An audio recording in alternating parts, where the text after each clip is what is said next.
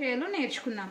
ముందుగా ఆయిల్ వేసి ఒక కడాయి పెట్టి ఆయిల్ వేసి అందులో కొన్ని ఆవాలు వేసి అవి చిటపట అన్న తర్వాత దాంట్లోకి మనం కట్ చేసి పెట్టుకున్న ఉల్లిపాయలు వేద్దాం.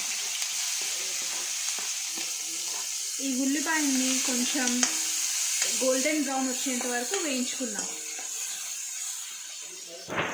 సో ఇప్పుడు కొంచెం మనకు గోల్డ్ బ్రౌన్ వచ్చాయి. సో దీంట్లోకి మనము కొంచెం ఉప్పు, రైస్లో ఆల్రెడీ వేసింటాం కాబట్టి కొంచెం వేసుకొని మరి చూసుకొని వేసుకుంటే సరిపోతుంది అన్నమాట. కొంచెం కారం వేసుకొని ఒకసారి మంచిగా కలుపుకున్నాం. టేస్ట్ తగ్గట్టు వాళ్ళు యాడ్ చేసుకోవాలి. నేను కొంచెం నార్మల్ తింటాం కాబట్టి ఓ మాది చేస్తున్నాను మీడియంగా, అంత ఎక్కువ స్పైసీ లేకుండా అంత ఎక్కువ తక్కువ స్పైసీ లేకుండా. తర్వాత ఇప్పుడు దీంట్లో మనము కలిపి పెట్టుకున్న చింతపండు గుజ్జుని వేసుకోవాలన్నమాట. ముందుగానే పులిహోరకు ముందుగానే ఒక 2 నిమిషాల ముందు చింతపండుని బాగా నానబెట్టుకొని చింతపండు గుజ్జు కలుపుకుంటే మంచిగా ఉంటుంది అన్నమాట. ఇలాగా చింతపండు గుజ్జుని వేసుకోవాలి.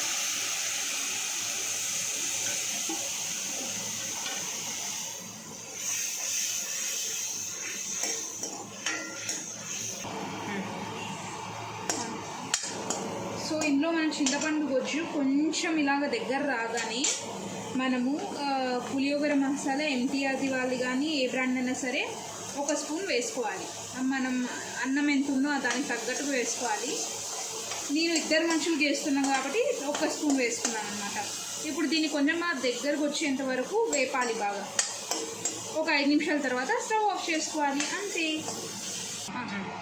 సో మనం అన్నం వేసుకొని ఇందాక తయారైన గుజ్జులోకి అన్నం వేసుకొని మనం కలుపుకోవాలన్నమాట. బాగా కలుపుకొని 2 నిమిషాలు పెట్టుకొని మనం స్టవ్ ఆఫ్ చేసుకోవాలి. సో ఇప్పుడు టేస్ట్ చూద్దాం. టేస్ట్ చూసి వావ్ సూపర్, అన్నీ కరెక్ట్గా సరిపోయాయి. సో ఇలా చేసుకుంటే యంగ్స్టర్స్కి మెయిన్గా చాలా ఈజీగా ఉంటుంది అన్నమాట. తక్కువ టైంలో మంచి అవుట్పుట్ అనమాట. సో మీకు కనుక ఈ వీడియో నచ్చితే like, share and subscribe to Velpula sisters.